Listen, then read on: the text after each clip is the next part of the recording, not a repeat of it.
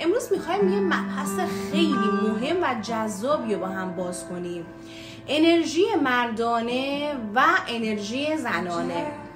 تمام موجودات روی زمین، از گل و گیاه، حیوونا، کرما، انسانا، هر چیزی که ما میبینیم یا نمیبینیم دارای این دو انرژی هست و زمانی که انرژی مردانه و زنانه اون جسم، اون موجود، اون انسان بالانس باشه، تازه اون موجود میتونه معنی زندگی زمینی رو بفهمه، تازه میتونه خوب زیست کنه. دستاوردهای اصلی خودشناسی بالانس کردن این دو نیروی انرژی زنانه و انرژی مردانه، چون ابعاد بیرونی زندگی ما برگرفته از ابعاد درونیمونه. انرژی زنانه و مردانه سالم و بالانس این ویژگی ها رو داره. نیمکره راست ما، بعد مردانه ما، منطق، ذهن کوتاه ما، اراده نگفتن، شفادهنده، محافظ، امنیت. نیمکره چپ ما، بعد زنانه ما، خلاق، گیرنده. انرژی مردانه عملگرا، انرژی زنانه شفادهنده. خلاقیت، هنر، شهود، احساسات، شفاگری.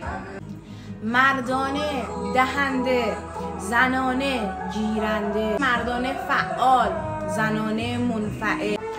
مقاومت و پایداری، انرژی مردانه. لذت و مهربانی، انرژی زنانه. مسئولیت پذیری بیرونی، مسئولیت پذیری درونی. مقاومت، انرژی زنانه. تسلیم. مردانه سالم، ماجراجو، انرژی زنانه سالم. صبور. انرژی مردانه سالم، گوینده بی‌غرض.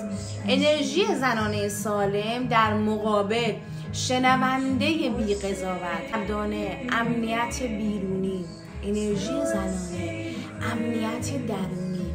مردانه وفادار، انرژی زنانه مهربان. انرژی مردانه محافظ کننده، انرژی زنانه پرورش دهنده. حرکت، زنانه سکون. مردانه انبساط، زنانه انقباض. این مبحث ساعت‌ها زمان نیاز داره تا کامل بخوام بهتون بگم. همه چیز سر جای خودشه، همه با هم انرژی خودشون ازدواج میکنن. به طور مثال زنی که انرژی مردانه و زنانه متعادلی نداره، مردی رو جذب میکنه که خیانتکاره، کتکش میزنه، خسیسه، بهش اهمیت نمیده، اصلا انگار یه زن وجود نداره. و بالعکس مرد و پسری که انرژی مردانه و زنانه سالمی نداره، دختر و زنی رو جذب میکنه، اونم همینجوری خیانت میکنه، میاد سوء استفاده میکنه، فقط پولش رو میخواد، دروغ بهش میگه. همه آسیب ها رو از پارتنرشون میخورن. چرا؟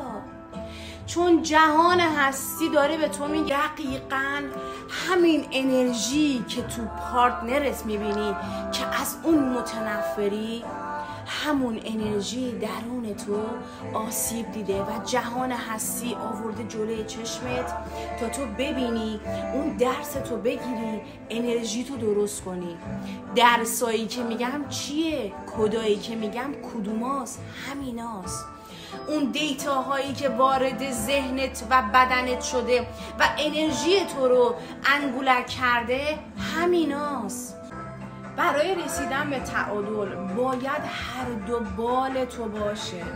برای پرواز تو هر دو بال انرژی مردانه و زنانت باید به اندازه کافی تو بدنت متعادل باشه، بالانس باشه. برای تصمیم‌های منطقی کافیه فقط 30 ثانیه حفره چپ بینی رو بگیری، با حفره راست نفس بکشی تا بعد مردانه تو، بعد منطق تو روشن بشه و بهترین تصمیم رو بگیری.